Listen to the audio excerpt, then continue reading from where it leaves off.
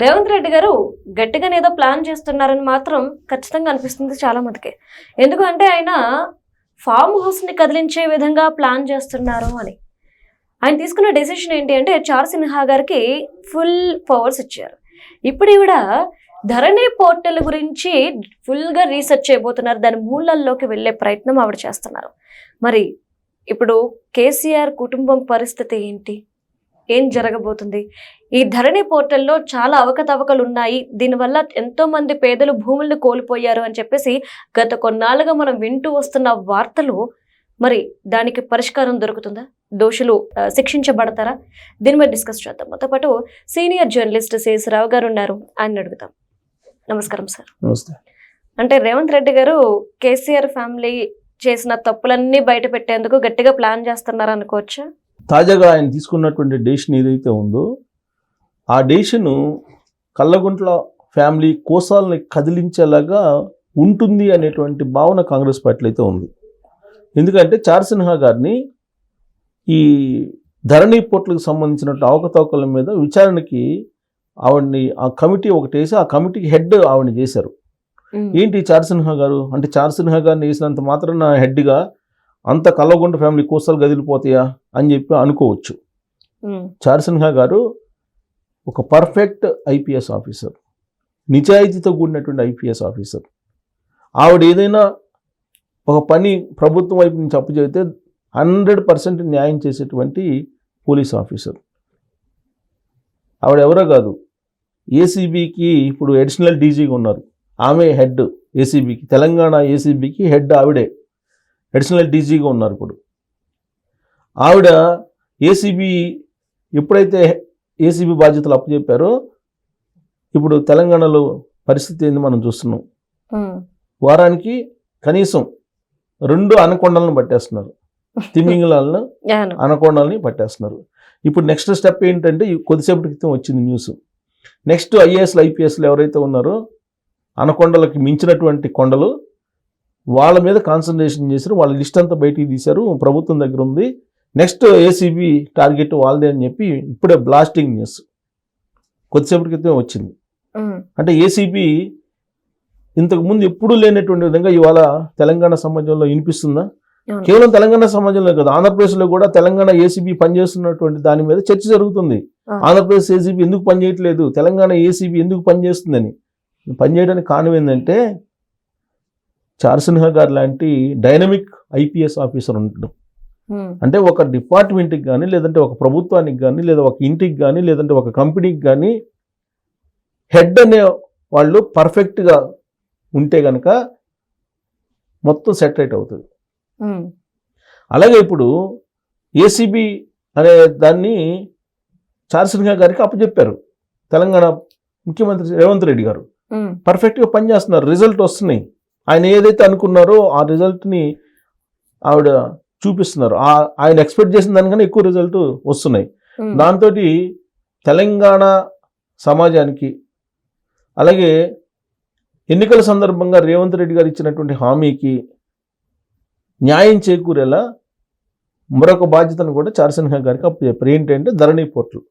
ధరణి పోర్టల్లో అవకతవకలు భారీగా జరిగాయి అనేది రేవంత్ రెడ్డి గారు అధికారంలోకి రాకముందు చేసినటువంటి ఆరోపణ. కాంగ్రెస్ పార్టీ కూడా అదే చేసింది. తెలంగాణ వ్యాప్తంగా దాదాపుగా 7-8 లక్షల ఎకరాలు మిస్ అయిపోయినాయి, గల్లంత అయిపోయాయి అని చెప్తున్నారు. ఆ 7-8 లక్షల ఎకరాలు ఇటుపోయినాయి, ఎక్కడికి పోయినాయి? ప్రభుత్వ భూములు కానీ, సీలింగ్లో పోయినటువంటి భూములు కానీ, ల్యాండ్ సీలింగ్ భూములు కానీ, లేదంటే ప్రభుత్వ భూములు కానీ, లేదంటే అటవీ భూములు కానీ, లేదా వివిధ రూపాల్లో ఉన్నట్టు కాందిసికుల భూములు కానీ, ఇవి కొంతమంది బడా నేతల జేబుల్లోకి, బడా నేతల ఖాతాల్లోకి, బడా నేతల పేర్ల మీద రిజిస్టర్ అయి ఉన్నాయని చెప్పి రేవంత్ రెడ్డి గారికి తెలుసు. అందుకే రేవంత్ రెడ్డి గారు ఎన్నికల ముందు ఆరోపణలు చేశారు. కల్లగుంట ఫ్యామిలీనే కొన్ని లక్షల ఎకరాలని కబ్జా చేసిందని చెప్పి ఆయన చేశారు ఆరోపణ. కేవలం హైదరాబాద్ చుట్టుపక్కల కల్లగుంట ఫ్యామిలీ అండ్ వాళ్ళకి సంబంధించినటువంటి ఫ్రెండ్స్ దాదాపు 30,000 ఎకరాలు ఒక్క హైదరాబాద్ చుట్టుపక్కలే ఆక్రమించారని చెప్పి ఆయన చేసినటువంటి తీవ్రమైనటువంటి ఆరోపణ. రాష్ట్ర వ్యాప్తంగా దాదాపు 7-8 లక్షల ఎకరాలు గల్లంత అయిపోయాయి. ఇదంతా ల్యాండ్ సీలింగ్ యాక్ట్లో మిస్ అయినటువంటి ల్యాండ్ అన్నింటినీ కూడా వీళ్ళు తీసుకున్నారు. వీళ్ళకి సంబంధించినటువంటి వాళ్ళు తీసుకొని ఈ ధరణి పోర్టల్ తీసుకొచ్చి మొత్తం రికార్డ్ని ట్యాంపరింగ్ చేశారు. రాత్రి ట్యాంపరింగ్ చేసేసారు. ఆ ట్యాంపరింగ్ చేసినటువంటి రికార్డ్స్ని ధరణి పోర్టల్లో పెట్టే ప్రయత్నం చేస్తారు. ఆ ట్యాంపరింగ్ ఎలా జరిగింది, ఎవరి పేరు పైన జరిగింది, ఏ భూములు ఎలా ఉన్నాయి, వీటన్నిటి మీద మొత్తం బయటికి తీయాలంటే అంత ఈజీ కాదు. అసలు ధరణి పోర్టలే పెద్ద స్కామ్ అని చెప్పి అప్పట్లో కాంగ్రెస్ పార్టీ తెలంగాణ ప్రస్తుత ముఖ్యమంత్రి రేవంత్ రెడ్డి అప్పట్లో చేసినటువంటి ఆరోపణ కదా. అవును ధరణి పోర్టల్ పెద్ద స్కామ్ అని కదా, ప్రజలు కూడా అదే కదా గగ్గోలు పెట్టారు కదా ప్రజలు కూడా. అవును సో ఈ ధరణి పోర్టల్ మీద స్టార్టింగ్ నుంచి ఎండింగ్ వరకు అసలు ఏం జరిగింది అనేది కూలంకుషంగా దాని మీద ఒక ఇన్వెస్టిగేషన్ చేయడానికి డైనమిక్ ఆఫీసరు చార్సిన్హా గారిని నియమించారు హెడ్గా. ఆవిడికి సపోర్ట్గా కొంతమంది మెంబర్స్ను కూడా నియమించబోతున్నారు. ఆ మెంబర్స్ని ఇంకా అనౌన్స్ చేయాల. చార్సిన్హా గారికి ఆ బాధ్యతలు అప్పచెప్తూ నిర్ణయం తీసుకుంది తాజాగా తెలంగాణ ప్రభుత్వం. ఆ మెంబర్స్ను కూడా నియమిస్తే ఆ కమిటీ రాబోయే రోజుల్లో మొత్తం ఆ రోజున ఉన్నటువంటి ప్రభుత్వ పెద్దలు, ప్రభుత్వాన్ని నడిపినటువంటి వాళ్ళు, వాళ్ళకి సంబంధించినటువంటి వాళ్ళు ఏ విధంగా తెలంగాణ సమాజంలో ఉండేటువంటి భూముల్ని కబ్జా చేశారు అనేది నిరూపించడానికి రేవంత్ రెడ్డి గారు సిద్ధమవుతున్నారు. కోర్స్ వాటిని రికవరీ చేస్తారా అని అంటే రెవెన్యూ రికవరీ యాక్ట్ కింద రికవరీ చేయాలనే ఆలోచన ఉందని కూడా ఆయన చెప్తున్నారు. ఒకవేళ రికవరీ చేయలేకపోయినా కనీసం ఎన్ని భూముల్ని, తెలంగాణ భూముల్ని, ఎన్ని లక్షల ఎకరాల భూముల్ని వీళ్ళు ఆక్యుపై చేశారు, హైదరాబాద్లో ఎన్ని ఎకరాల భూములను ఆక్యుపై చేశారు. ఇది ఆయన నెక్స్ట్ ఎలక్షన్కి ఒక పెద్ద క్యాంపెయిన్గా తీసుకోవడానికి అఫీషియల్గా డైనమిక్ ఆఫీసర్గా ఉన్నటువంటి చార్సిన్హా గారిని ఇన్వెస్టిగేషన్ ఆఫీసర్గా వేశారు. మనకి ధరణి పోర్టల్ అనగానే గుర్తొచ్చి దాంట్లో పెద్ద ఎత్తున జరిగినటువంటి అక్రమాలు. ఆ అక్రమాల కారణంగా తెలంగాణ సమాజంలో మారుమూల గ్రామం నుంచి హైదరాబాద్ సిటీ వరకు అనేక మంది ఇబ్బంది పడ్డారు. రికార్డ్స్ని రాత్రే ట్యాంపరింగ్ చేసేసారు. డిజిటల్ సంతకాలని మార్చేశారు.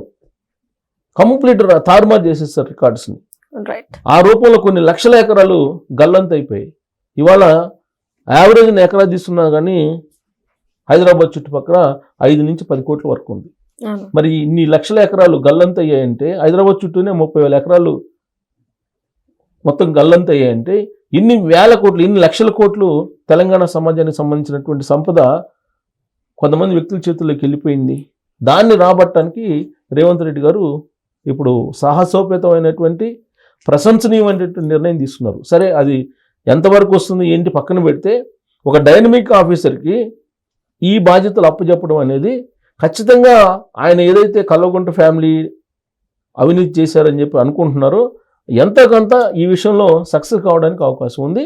ఈ నిర్ణయం మాత్రం ఖచ్చితంగా ఎవరైతే భూములను ఆక్యుపై చేశారో, అది కల్వకుంట్ల ఫ్యామిలీ కానీ ఇంకో ఫ్యామిలీ కానీ ఎవరైతే ఆక్యుపై చేశారో వాళ్ళ గుండెల్లో మాత్రం రైళ్లు పరిగెడుతుంటాయి. ఈ ఒక్క స్టేట్మెంట్కి చార్సిన్హా గారిని అపాయింట్ చేశారు అనగానే ఖచ్చితంగా ఆక్రమణదారుల్లో గుండెల్లో అయితే రైళ్లు పరిగెడుతుంటాయి. Right. Thank you so much sir.